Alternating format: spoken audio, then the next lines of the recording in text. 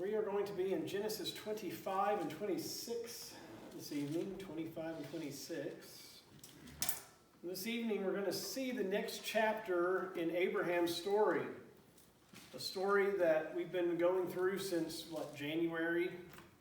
A story that began with a set of promises that we've spoken about previously, that Abraham had been promised by God 75 years earlier. And so we pick up in Genesis 25. Abraham had taken another wife whose name was Keturah.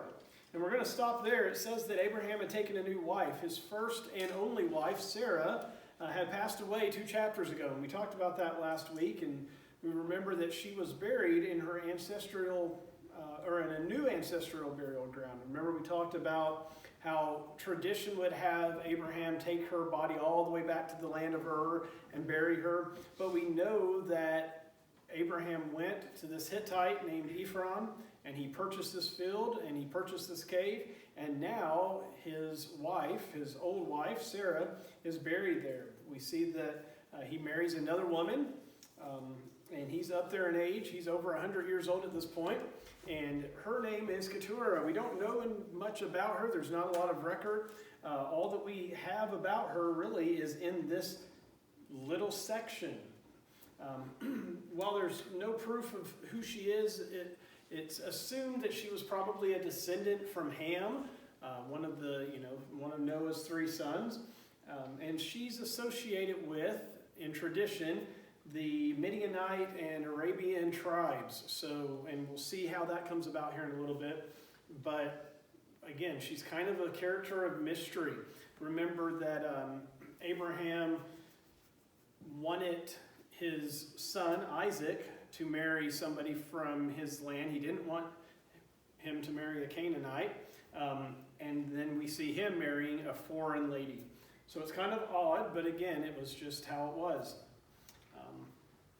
I'm not going to read verses 2 through 4 because it's a lot of names, and quite honestly, I'll butcher them, and they're not really important. The descendants of Keturah and Abraham are not really, we read a little bit about them, but they don't follow that line all the way down through Jesus that we talked about. So picking up in verse 5, it says, Abraham left everything he owned to Isaac. But while he was still living, he gave gifts to the sons of his concubines and sent them away from his son Isaac to the land of the east. So Abraham here, he leaves all that he has to his son Isaac. And we know that Abraham, we just, again, in the verses above, see that he had wives through Keturah, his wife. We know that he had a wife, or a child, Ishmael, right, from his Sarah's slave, and then he has other children through concubines. We don't know really anything about them, but we know that he has other children. But we're told that Abraham loved them, right? He left everything to Isaac because Isaac was the promised child, but we see that he gave gifts to his other children, and he sent them to the east. And these offspring, of course, would become, if you, again, can picture Israel, and out to the east, you're talking about Saudi Arabia, Turkey, Syria to the north, and all of those countries, and they become the Arab nations that we have today. Remember that God and his promises, and we're going to talk about those again here in a little bit, promised that all of Abraham's descendants would be blessed and would become nations. And so we see this taking place. Abraham sends all of these kids, and remember Sarah's whole argument about get rid of Ishmael. He's a thorn in our flesh. Get rid of him. And so Abraham, even though Sarah is dead, still sees Isaac as the fulfillment of the promise.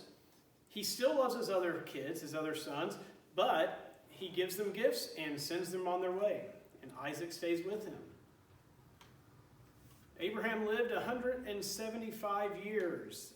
Then Abraham breathed his last and died at a good old age, an old man and full of years, and he was gathered to his people. His sons Isaac and Ishmael buried him in a cave at Machpelah near Mamre in the field of Ephron, son of Zohar the Hittite, the field Abraham had bought from the Hittites. There Abraham was buried with his wife Sarah. And so we see Abraham dies at 175 years old. Recall that Abraham was 75 when God first called him to leave the land of Ur. And now, 100 years later, Abraham finally is seeing those promises. And we saw the first promise was that Isaac was born to him. And remember the promises. There were 4 things that God promised to Abraham. 1, that he would be a great nation, that Abraham would have so many descendants, that nations would be born from them. And we see that, we know that through Isaac. We get the nation of Israel coming out of that. We see Ishmael becoming a nation, and then we see these sons of Keturah that we just read about going east and becoming their own nations. So we're seeing that happen as Abraham is dying. Remember that God said God would bless those who bless Abraham, and he would curse those who cursed Abraham. And this is still happening today. One of the reasons I believe that the USA has had such success over the years is because we have stood with Israel. Praise God, we've had leaders, even Democrats, with enough intelligence to stand with Israel. However, we're seeing more and more anti-Semitism in the halls of Congress, and so it wouldn't be surprising if one day we get a politician in there that just says we're done with Israel. And I think the day that that happens is the day our nation starts to crumble. Because that is a direct promise from God that Abraham saw, right? Think of all the times that Abraham messed up and referred to Sarah as his sister instead of his wife, and things that most people would have been killed for. Abraham became a blessing to those people, and they, in return, blessed Abraham. God promised land to Abraham, and we talked again just a little bit ago, and we talked last week about how now God had given the land through the purchase of that field and cave to Abraham, the land of Canaan, part of it, which again is modern-day Israel. And lastly, the covenant that he made with Abraham when he changed his name from Abram to Abraham and gave him that holy H in the middle of his name. We see both Isaac and Ishmael are here to bury Abraham. We haven't heard from Ishmael in several chapters, but here he is again.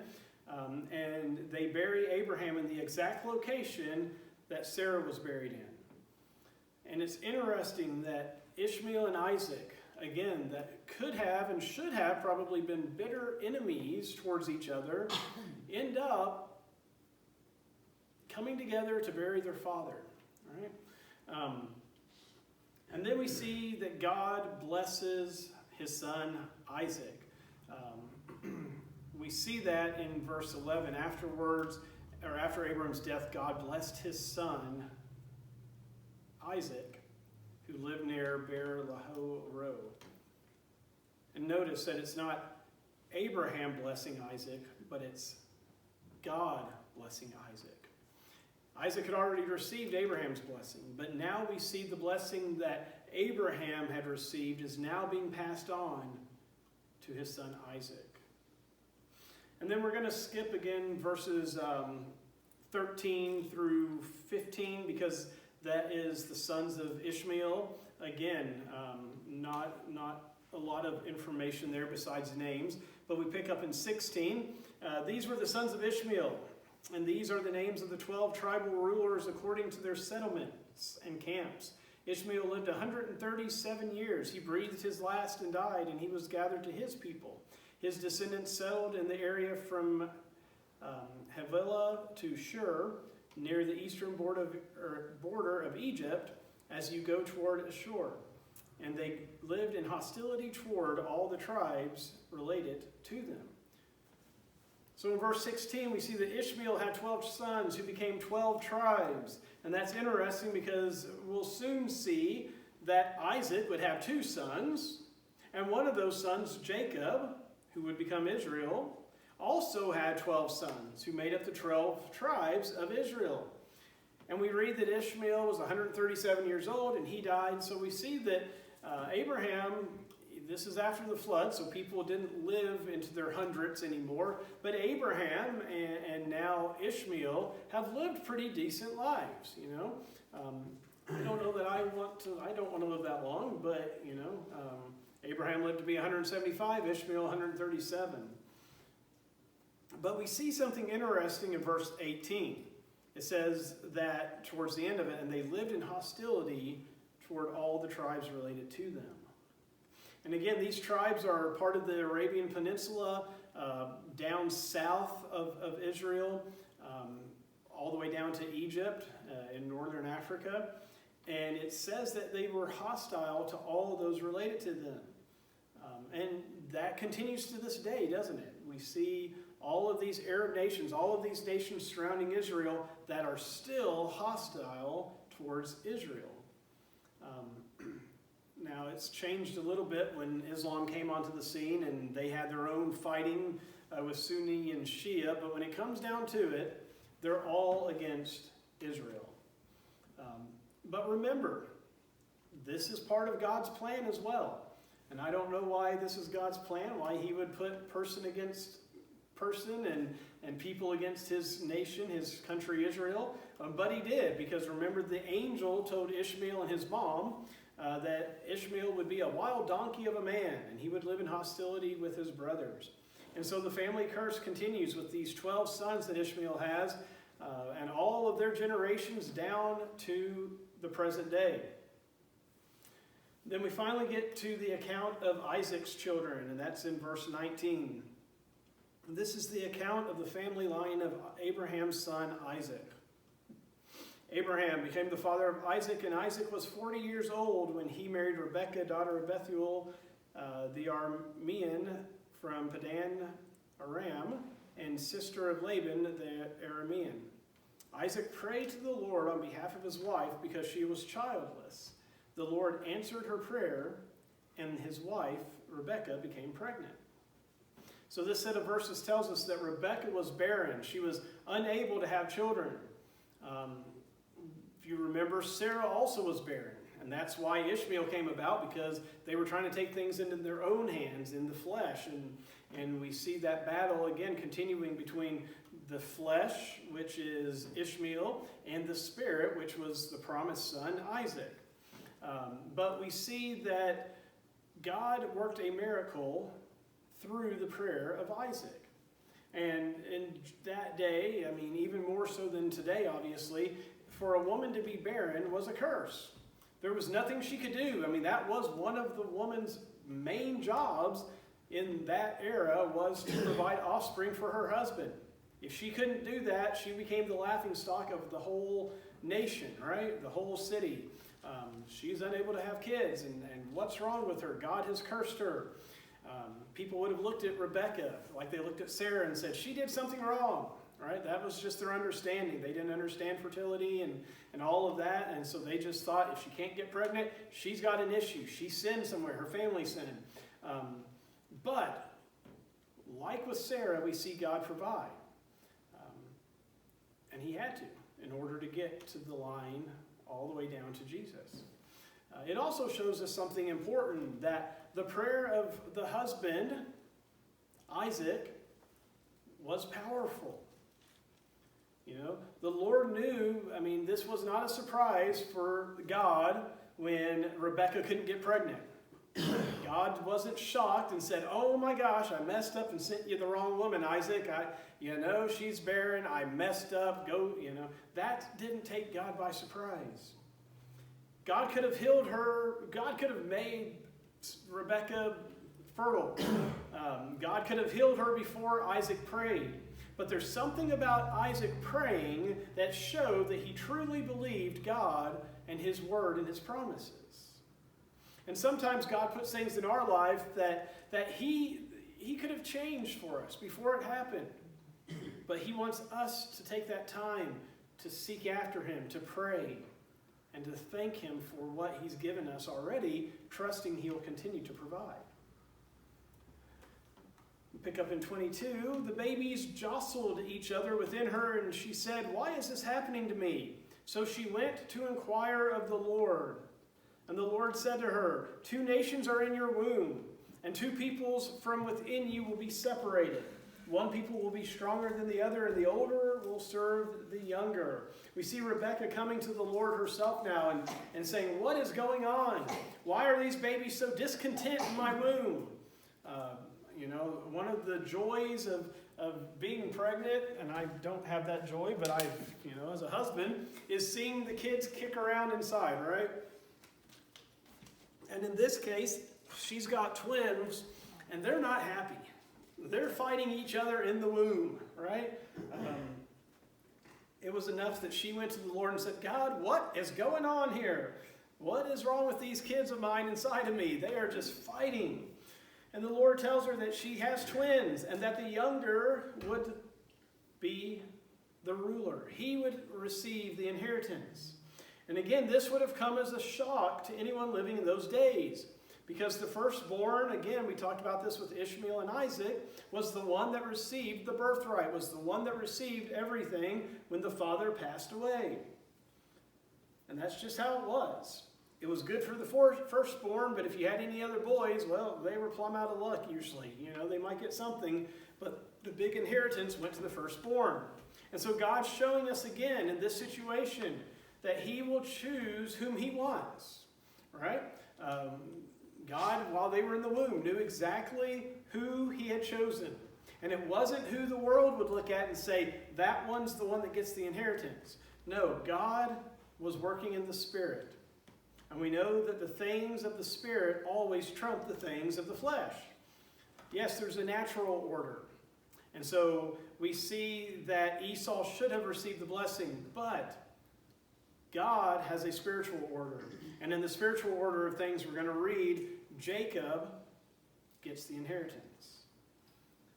In verse 24, when the time came for her to give birth, there were twin boys in her womb.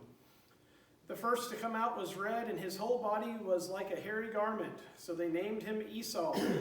And after this, his brother came out with his hand grasping Esau's heel. So he was named Jacob.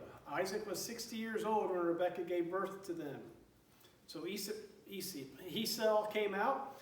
He was all hairy, and so they named him Esau, which means hairy.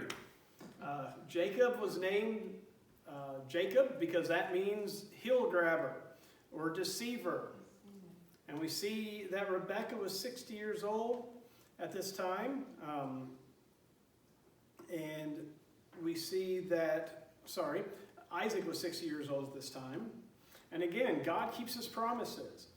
We know that this had been 20 years since they had gotten together. Again, remember that Sarah and Abraham waited 25 years. Now we see Isaac and Rebekah for 20 years trying to have a kid, and they can't have one. And finally, 20 years later, after praying and being persistent, God gives them twins. And he prayed faithfully for 20 years for that day to come. And imagine the weight that Isaac had on him, knowing that God was going to use him and his offspring. Again, at some point, I wonder if Isaac questioned God, like, if you are really going to fulfill this promise, like, why is my wife not pregnant? Why can she not have kids? Like, are you sure that this is right? And maybe he's second-guessing himself and second-guessing his deceased father now. Like, maybe we weren't hearing from God. Maybe this isn't what we're supposed to be doing.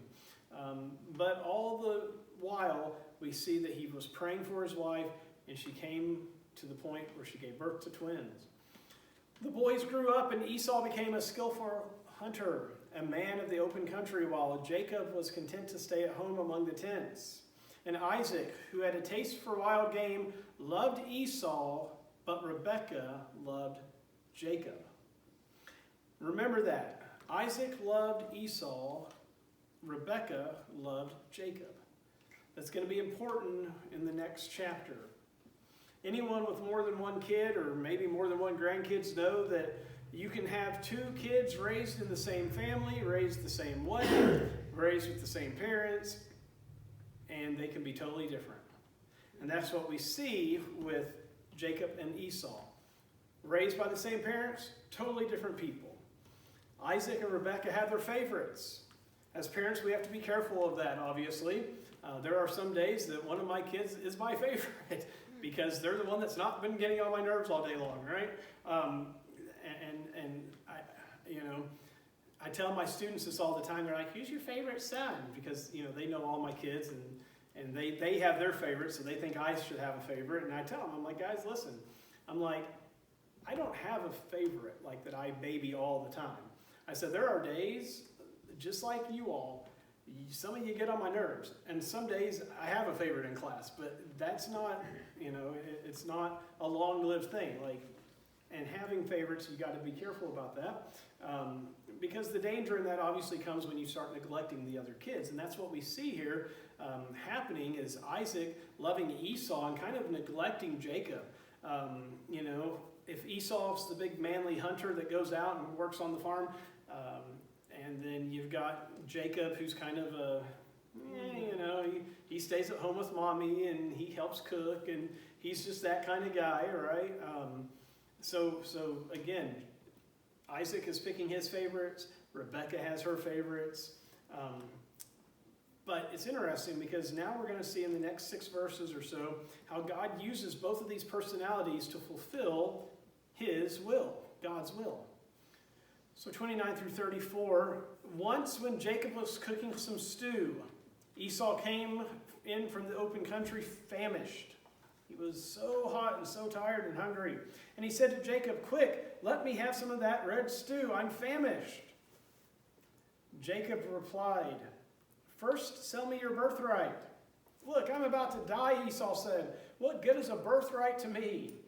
But Jacob said, swear to me. So he swore an oath to him, selling his birthright to Jacob. And then Jacob gave Esau some bread and some lentil stew. He ate and drank, and then he got up and left. So Esau despised his birthright. Now question, can you really sell your birthright for a bowl of stew? I mean, the Bible says so, but the reality is, maybe not. No more so than you could sell your birthright for anything else, right? Because it came down to the parent, right? Isaac was the one that was going to bless. And in Isaac's mind, it was going to be Esau. Doesn't matter what Esau did behind his back, right? I sold my soul to the devil, right? No, you didn't. That's not a reality. But what it shows us here is that Esau had a crooked heart. He was a man of the world, dominated by his desires and earthly hungers. He comes in from the field and he's famished and he says, I'm going to die. Was he going to die? Probably not, but he felt like that. And sometimes, we allow our physical appetites to control us. And his physical appetite was more important to him than the spiritual things in his life. He devalued them so much that for one bowl of stew and a little bit of bread, he would give it all up. All right? And we see so many people in life that just do that. They want to fulfill this earthly desire, this pulling on their heart, and it's worldly.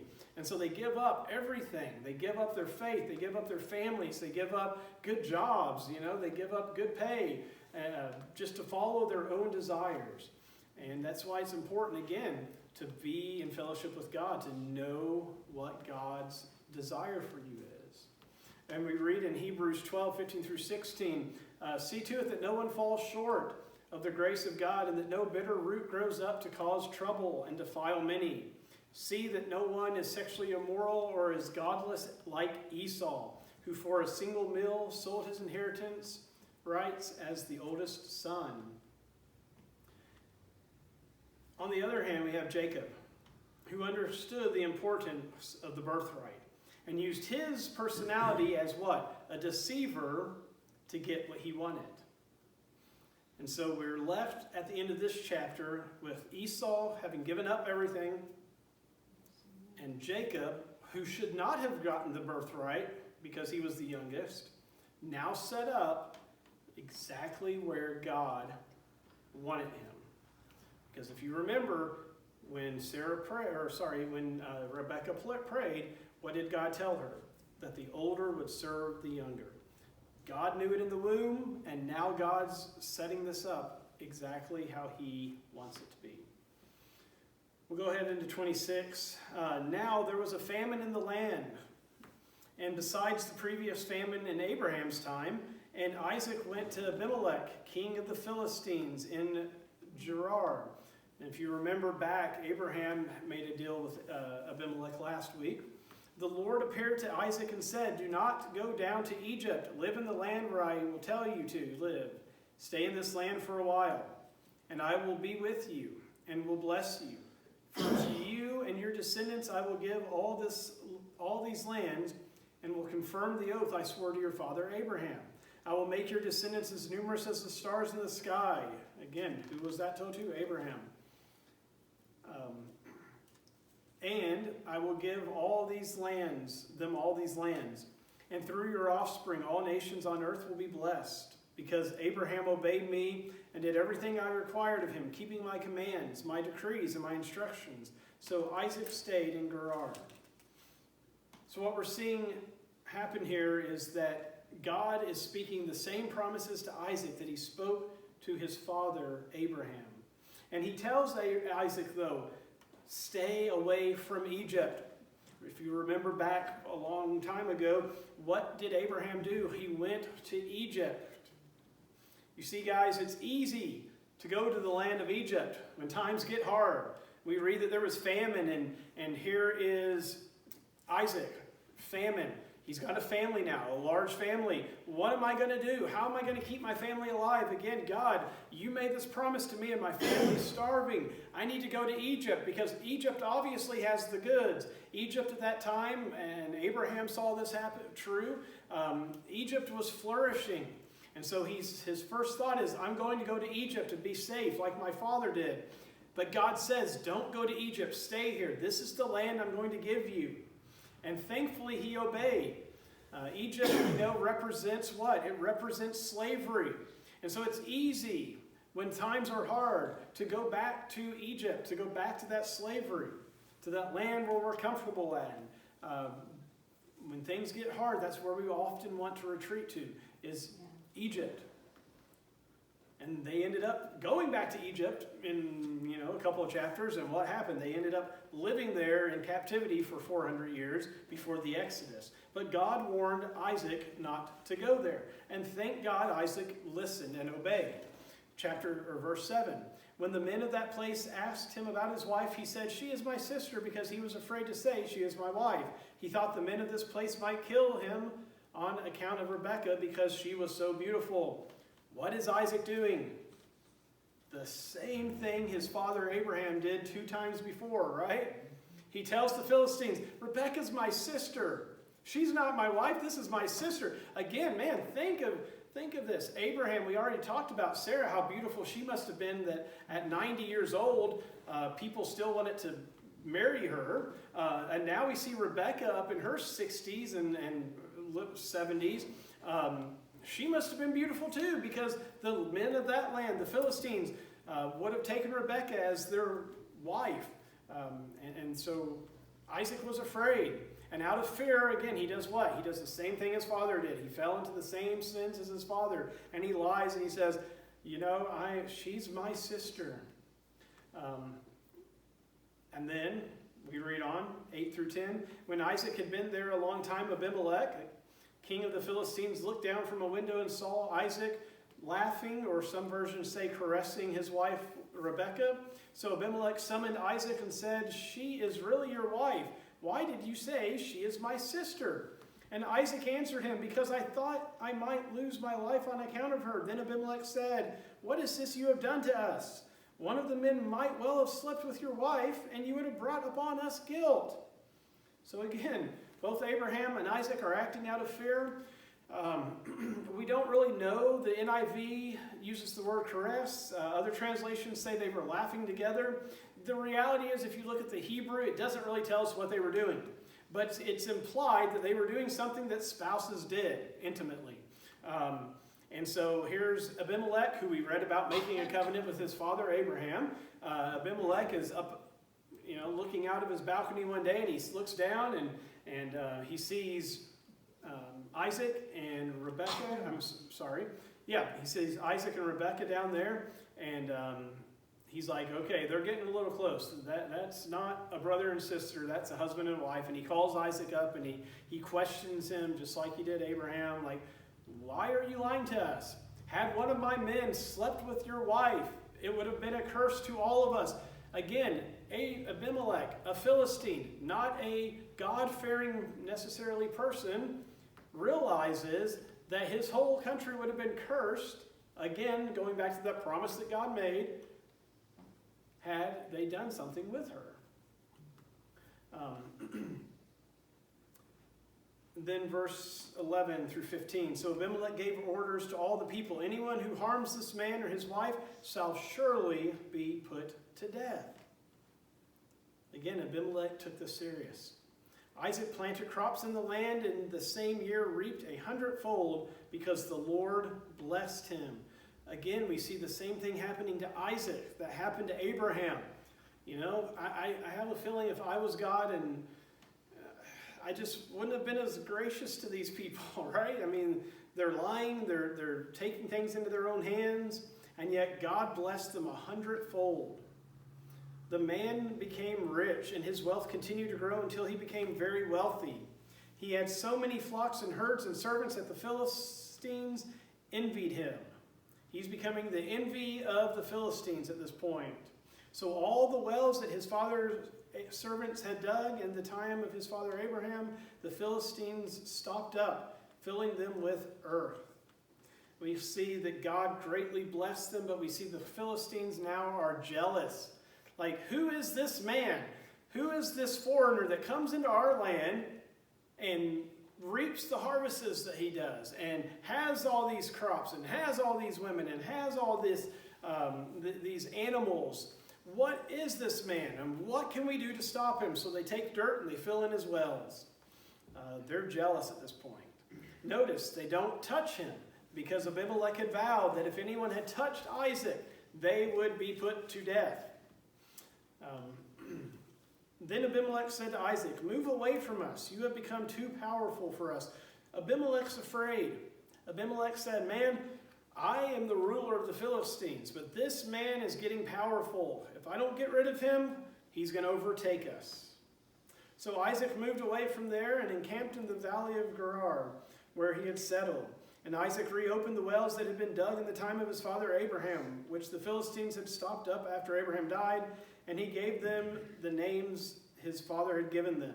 And Isaac's servants dug in the valley and discovered a well of fresh water there. But the herders of Gerar quarreled with those of Isaac and said, "The water is ours." So he named it Esek, because they disputed with him.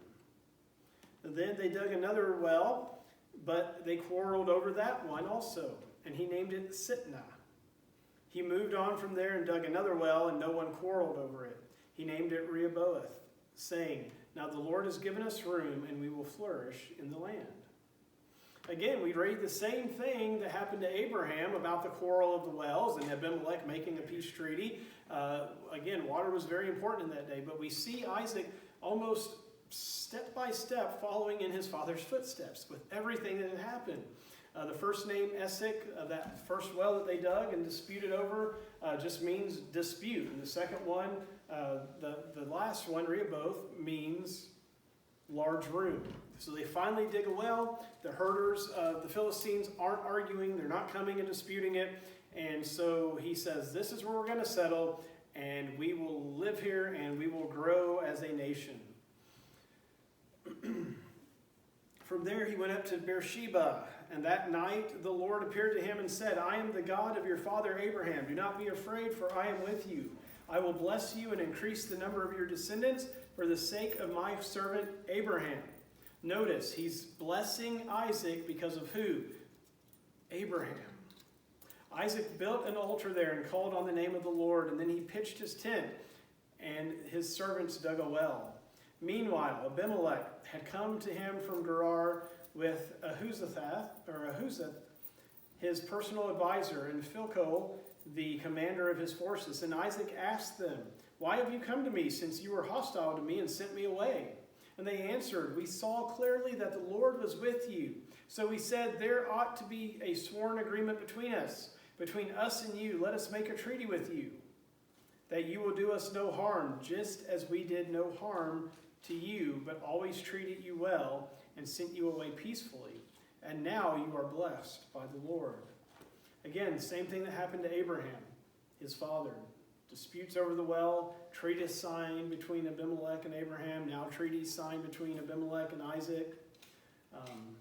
And it's amazing that here we see the Philistines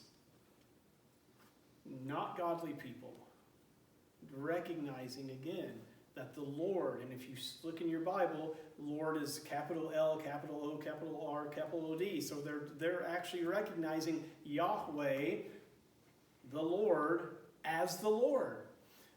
So Isaac is being blessed greatly by God. And because of that, because of the blessings that God is bestowing on him, pagan people are coming and saying, the Lord has blessed you. Then we read on 30 through 31. Isaac then made a feast for them, and they ate and drank, and early the next morning the men swore an oath to each other, and Isaac sent them on their way, and they went away peacefully. So Isaac makes a covenant with them, sent them away. They swore an oath that we will not harm you. You saved us, we won't harm you. And that day Isaac's servants came and told him about the well they had dug. And they said, we found water. And he called it Sheba. And to this day the name of the town is Beersheba. And when Esau was 40 years old, he married Judith, daughter of Beri and the Hittite, and also Basemath, daughter of Elon the Hittite. And they were a source of grief to Isaac and Rebekah. Remember Abraham's thing that he asked his servant to do? They took the oath. He put his hand on his thigh and he says, go and get my son Isaac a wife from among my people. I don't want him to marry these Hittites. And here we see Esau taking Hittite wives, taking pagan, godless people as his wife. And it's interesting because, it's not uncommon for them to have two wives. Again, Abraham had at least two wives and many concubines and whatever. But we read something interesting, that they made life miserable for him. Again, God knew exactly the type of people that Esau and Jacob should have married. Esau, being a man of the flesh, being a man that wanted to fulfill his earthly desires, married two women close by, Hittites. And they made life miserable, not only for him, but it says for Isaac and Rebekah. Imagine those family reunions, if they ever did get together. Esau was constantly reminding Jacob, or constantly being reminded of the mistake that he had made.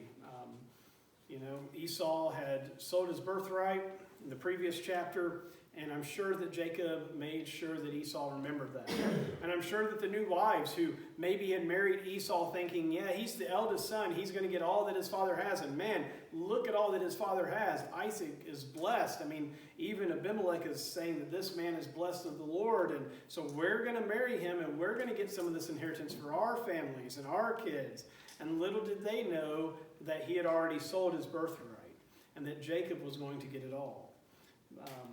Again, it's a beautiful picture, not so much for Esau and his miserable wives, and not even for Jacob and Rebekah, because they were made miserable by Esau and his wives, but it's a beautiful picture of how God continues to supply, and how God continues, despite bad families, family dysfunction, God will continue to work and to work out his purposes and his promises. And we're going to get into that next week.